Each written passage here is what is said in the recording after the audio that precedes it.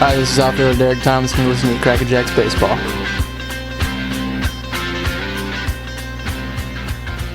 Top of the third inning, Foresters on top 4-1 in Game 1 of the MCL Championship. Leading off for Rockford in this third inning is Ryan Hickey. It is the third inning, so it's time for This Day in Baseball History. On this day in 2003, battling a 5-for-36 slump, Jose Valentin hits 3 home runs in a 15-4 victory over the Royals. The White Sox shortstop became the first switch hitter in baseball history to have 3 homer games in both the American League and the National League, having accomplished the feat in 1998 with the Milwaukee Brewers. That was on this day in 2003. Jose Valentin, the former Chicago White Sox shortstop, became the first switch hitter in baseball history to have 3 home run games in both the American League and the National League. The 0-2 pitch to Hickey misses upstairs, 1-2 the count. Hickey struck out swinging in his first at-bat back in the first. 4-1 Rockford, top of the third. The pitch, swing and a miss, strike 3. Strikeout number 5 for Jordan, who is desperately seeking that shutdown inning, trying to hold the Foresters scoreless in a frame for the first time this afternoon. Here is Ziggy Vanderwall. Vanderwall delivered an RBI double in his first at-bat. He then stole third base, but was stranded on third when Garrett G struck out to end the inning. Vanderwall takes a curveball off his right sleeve, and he will take his base. Second hit batter by Michael Jordan. He is struggling with his command early on. 5th free pass allowed to the Foresters. The batter, Garrett G. Again, he is 0 for 1 with a strikeout. Thanks for tuning into the broadcast, everyone. It's Mike Garabedian reporting on the CrackerJacks radio network. G digs in. The runner goes. The pitch is bunted out in front of the plate. Brandon Truitt barehands it, throws to Aylman over there at first base to get the out. That's a 2-3 sacrifice for Garrett G. Advancing up to second base is Ziggy Vanderwall. 2 away in the inning, though. The batter, Tyler Leach. Leach singled and scored a run in the second inning.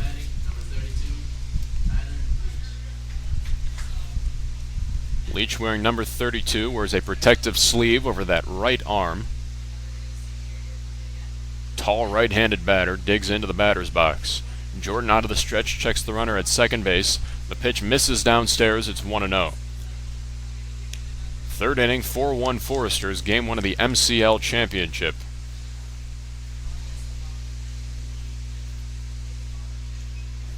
Temperature beginning to increase at the ballpark as well, about 85 degrees. Ground ball to short. Hankemer is there. Throws to first. That's the inning. Jordan retires the Rockford hitters without allowing a run for the first time today. We go to the third inning. It's the Foresters 4 and the CrackerJacks 1. The CrackerJacks Radio Network is your home for Will County CrackerJacks baseball. Follow the live broadcast of every CrackerJack playoff game, beginning with the Ike Sports Leadoff Show. On Ustream.tv, search Will County CrackerJacks or by following the links at www.crackerjacksbaseball.com. For more information, call the CrackerJacks at 815-704-2255 or by emailing info@crackerjacksbaseball.com.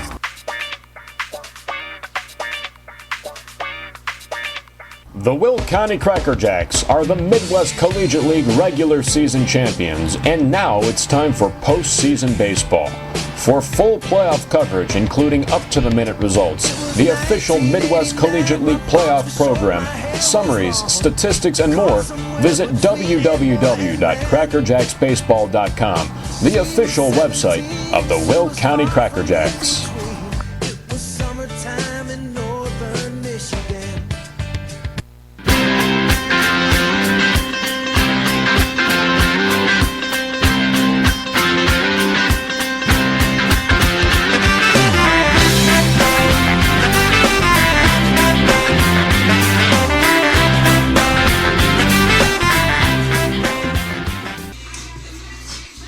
Bottom of of the third inning, Rockford 4, CrackerJacks 1. This is Game 1 of the Midwest Collegiate League Championship Series on the CrackerJacks Radio Network.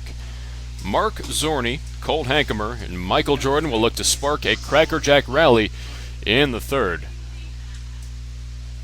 Remember, you can't ever count this CrackerJack club out. They trailed 5-2 in the seventh inning of Game 1 against the Chicago Zephyrs and rallied for a 9-5 win. But Rockford, remember, a completely different ball club than the Zephyrs. In my opinion, a much more fundamentally sound team. The 1-0 pitch is a curveball taken for a strike. It's 1-1. Also more fundamentally sound, but Rockford always finds a way to get that big hit exactly when they need to. Here's a fly ball to left field. Camping under it is Connor Kretz. He makes the catch, 1 up, 1 down. Zorney flies out, the batter Colt Hankemer. But Rockford, remember, had a couple of thrilling wins over the CrackerJacks earlier in the season. I remember back on June 16th, and this was the day when Rockford took over first place. The CrackerJacks had a 3-0 lead heading into the ninth inning. Rockford rallied for 4 runs off of Drew Sain and Mike Nix to get that win, steal one from the Jacks right here at home. That was a heartbreaker. And they also had a walk-off win a few weeks back in a 2-1 ball game. 1-0 the count to Colt Hankemer. He takes a ball called a strike, on the inside corner. It backed Hankemer off the plate. Remember, some of these CrackerJacks like to crowd the plate, though. So the count moves to 1-1. Hankemer swings and misses at the Stephen Lewis fastball. It's 1-2. 4-1 Rockford. Bottom of the third inning.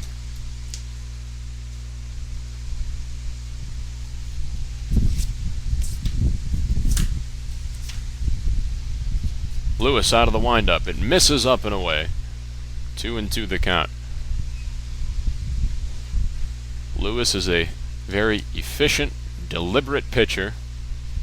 Likes to locate that two-seam fastball on the outside edge. Complements it with a breaking ball and a straight change. We've seen mostly tailing two-seamers from Lewis to this point. The 2-2 to Hankemer. Curveball hit high in the air, deep right field. Vanderwall going back to the wall. He makes the catch. Vanderwall made a running catch about 5 feet short of the wall. Hankemer gave it a ride, but it's just a long fly out. 2 away. The batter, Michael Jordan. Jordan led off the CrackerJack first inning with a solo home run. And that is the only CrackerJack run to this point. Righty to lefty, the pitch to Lewis. Swung on, fouled off down the left field line. It's 0-1. 4 runs on 4 hits, and no errors for the Foresters. 1 run on 2 hits, and 1 error for the CrackerJacks. Lewis ready to go. The 0-1 pitch is a called strike 2, a fastball on the inside edge, 0-2 the count. Jordan was able to deposit that ball over the right field wall in his first at-bat. The 0-2. Swung on, foul tip at the plate. He stays alive. Count remains 0-2. Lewis searching for the game's first 1-2-3 inning. A lot of activity in the first 2.5 innings of play. The 0-2 pitch. Curveball, it misses outside. 1-2 the count. We are approaching the 1 o'clock hour at Wayne King Field. This game got started at about 12:04, 12:05-ish. The 1-2 to Jordan. Swing and a miss. It gets away from Schnelly, and Jordan will head down to first base on the dropped third strike. So he advances to keep the inning alive. At this point, the CrackerJacks will take any break they can get. Here's Scott Hull. Scott Hull was hit by a Stephen Lewis fastball in his first at-bat in the first inning. Speed on the base paths. It's Michael Jordan over there at first base. He joined the club on July 7th, and in his 15 regular season games, he stole 13 bases. A speedy utility man is Michael Jordan. Middle infielders will shade toward second base. I imagine that Lewis will check on Jordan a couple of times over there at first. Jordan has a huge lead off the first base bag. He's not running. The first pitch to Hull gets away from the catcher, Schnelly again. Jordan heads down to second base. He slips as he makes the turn around second, but he's able to retreat safely back to the second base bag. That'll be a wild pitch charge to Stephen Lewis. It looks like he and his catcher may have gotten crossed up on that previous pitch as Schnelly back out to the mound. Jordan is on second base, 2 away. Hull the batter. Hull knocked in 5 runs in that semifinal series. He had a big game 2. Went 3 for 5 in that ball game. Hit 3 for 10 in the semis overall. Jordan with a short leadoff over there at second base. 4-1 Rockford, bottom of the third. Out of the stretch comes Lewis. Pickoff attempt at second base, not in time. Cyrus Wimberly, the second baseman, was covering for the Foresters. Third baseman, Garrett G. playing even with the bag. Scarpetta shading toward the second base bag, as is Cyrus Wimberly. Street back over there at first. 1-0 the count to Hull. The pitch is a curveball. Called strike 1, 1-1 the count. CrackerJacks would love a clutch 2-out RBI from Scott Hull to cut into this Rockford lead.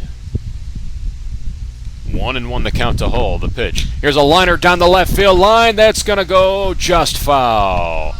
Scott Hull missed a double by about 6 inches.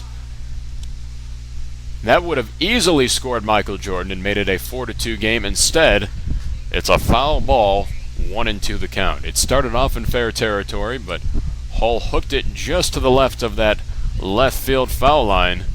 The Foresters catch another break.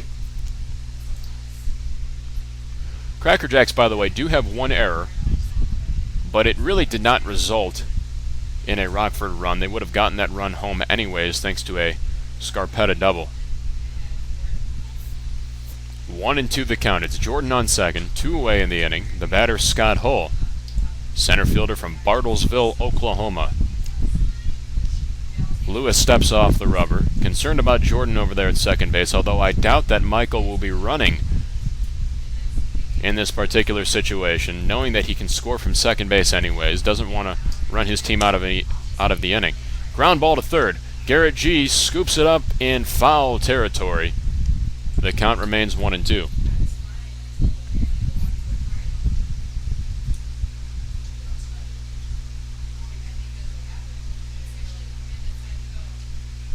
Scott Hull nearly missing a double a few pitches ago. Tried to go down that third base line once again. He's ahead of these Stephen Lewis pitches.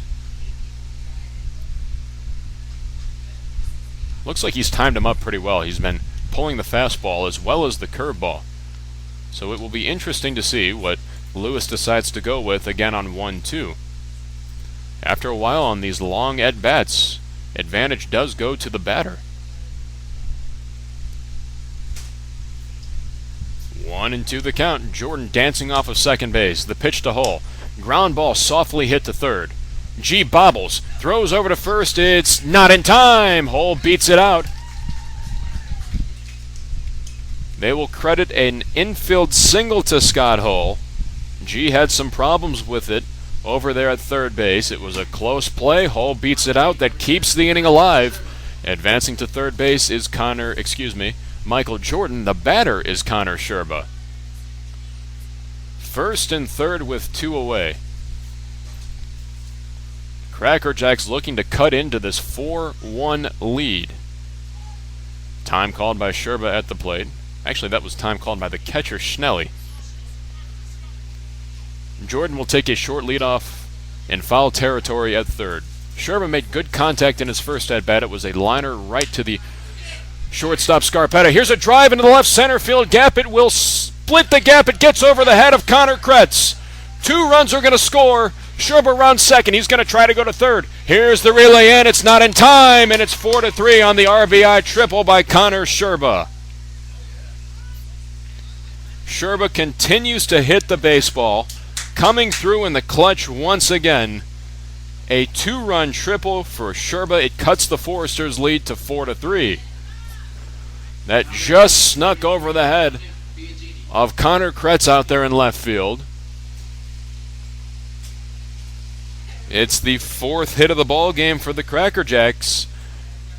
And the tying run is 90 feet away. The pitch to Biagini is taken for a called strike. It's 0-1.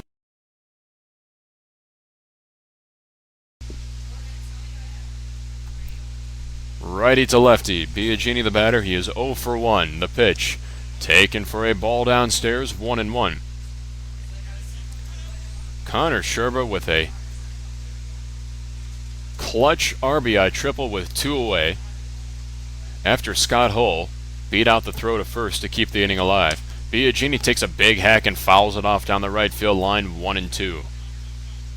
CrackerJacks looking to tie things up.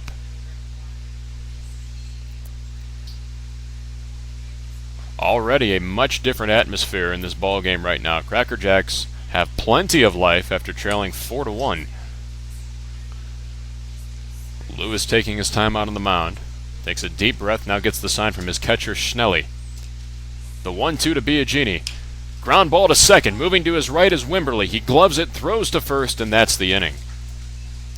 But the CrackerJacks scored twice on 2 hits, but the big one was the RBI triple by Connor Sherba. Brand new ball game as we go to the 4th. It's the Foresters 4 and the CrackerJacks 3. This is Game 1 of the Midwest Collegiate League Championship Series on the CrackerJacks Radio Network.